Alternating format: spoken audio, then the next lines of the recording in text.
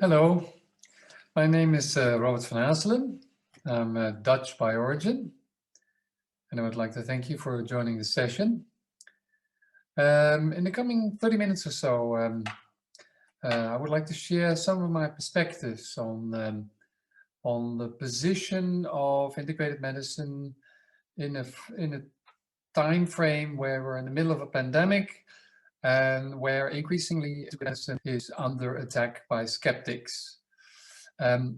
Very briefly about my background, I'm trained in natural medicine as well as in clinical epidemiology, and I dedicated the last 25, 30 years or so mainly to researching homeopathy and complementary medicine systems. I've been chief for 10 years of the journal Complementary Therapies in Medicine. And so all this has given me some sort of overview of the field of complementary medicine. And so I'd like to share some sort of strategic, sort of helicopter view type of reflections on where integrated medicine is now and where it could be heading in the future. So I'm going to share my screen now, and hopefully that's going to work. So we're going to swap over to that.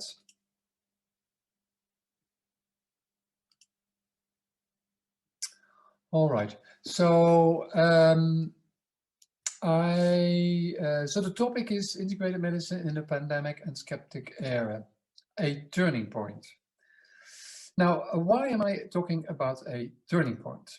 Now, there we can look for the origins of the word crisis. The Chinese language can teach us something, because the word for crisis here in Chinese consists of two symbols. Now, actually, in actual fact, the first symbol means danger, and the second symbol, at least according to John F. Kennedy, who referred to this in a speech in 1959, means opportunity. Now, technically speaking, this is not completely correct. The first symbol indeed means danger, but the second symbol means, in actual fact, it means when something changes. So in other words, it refers to some sort of turning point. But of course, a turning point doesn't necessarily have to be a turning point for the better, which would be an opportunity. Obviously, it can also be a turning point for the worst. So the question is that what's quite clear, in my opinion, is that integrated medicine is at a turning point. But indeed, the question is it a turning point for the better or for the worse? Now, some people might argue it's for the worse because there are accumulating threats, including the skeptics seem to be gaining momentum. And I will touch on that in my presentation. Then I will touch a little bit on, okay, but what and where are the opportunities? In other words, to which extent could this be a turning point for the better? And then at the end of my presentation, I'll share some thoughts, some of my perspectives on where things may or could be heading. So first, to start with, skepticism is beginning and is increasingly affecting TCIM, which I use as a sort of collective term for traditional complementary and integrated medicine systems.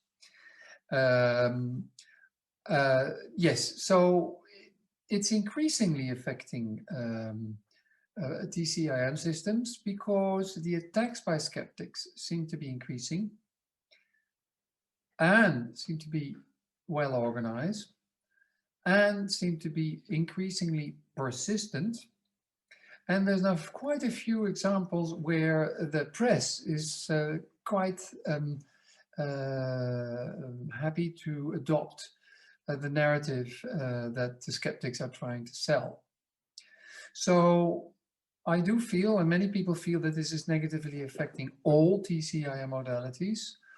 but it's been most visible and most explicit in the field of, in the therapeutic field of homeopathy during the last decade. And since I have my own background largely in the field of homeopathy, I'm going to use some examples also from homeopathy, but I would like to reiterate that this message is really about TCM as a whole. So, firstly, I would like to sort of very briefly sort of elaborate on this irrational component. In other words, the world seems to be getting crazier and crazier. We don't need to search long and hard. We just have to follow what's been happening with the Trump presidency and the US election.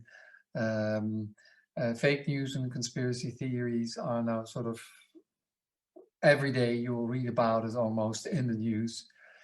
And actually, people are more and more beginning to realize and accept maybe that the assumption that human beings are rational is actually wrong. Now, the science actually confirms this.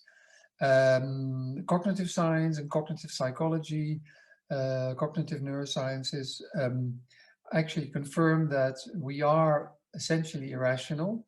And actually, our irrationality is quite well mapped. And so we're actually partly predictably irrational. That doesn't mean that we have the capability to act rationally, but we have to be aware at the same time that human beings are irrational. So now, how can that affect also this come into play when skeptics attack homeopathy? And it's a complicated topic.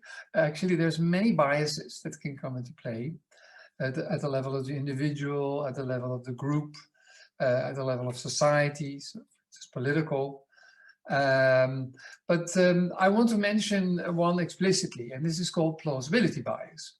And it means that if a system is considered less plausible, then people will consider the facts differently. And now in homeopathy, we see that both implicitly and explicitly. And what we've seen is that it's increasingly difficult to